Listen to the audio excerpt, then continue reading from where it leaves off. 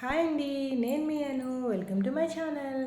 మనము ఆనపకాయ కర్రీ అంటే ఇష్టపడం కదండి, కానీ ఆనపకాయ బాయిల్ చేసుకున్న తర్వాత టమాటో వేసుకొని కర్రీ చేసుకుంటే చాలా బాగుంటుంది. ఒకసారి ఇలా ట్రై చేయండి, మీకు కూడా నచ్చుతుంది. స్టవ్ ఆన్ చేసుకొని కళాయి పెట్టుకొని ఉల్లిపాయ పచ్చిమిర్చి వేసి వేపుకున్నాక అందులోని కొంచెం అల్లం వెల్లుల్లి కచ్చాపచ్చాగా దంచి వేసుకోండి. అల్లం వెల్లుల్లి వల్ల ఈ ఆనపకాయ కర్రీకి టేస్ట్ వస్తుంది.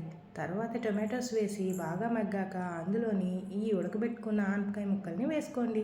వేసుకున్నాక అది దగ్గరికి అయ్యాక కొంచెం ఉప్పు కారం పసుపు యాడ్ చేసుకొని అందులో కొంచెం ధనియాల పొడి వేసుకొని దగ్గరగా వేపుకోండి. అది అలా వేపుకున్నాక వేడివేడి అన్నంలో సర్వ్ చేసుకొని తినండి. చాలా అంటే చాలా బాగుంటుంది. ట్రస్ట్ మీ, మీకు కూడా నచ్చుతుంది.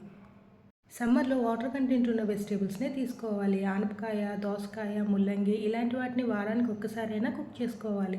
అంతేకాకుండా వీటిని జ్యూస్ కూడా చేసుకొని అందులో మజ్జిగ కలుపుకొని తాగితే ఆరోగ్యానికి చాలా మంచిది.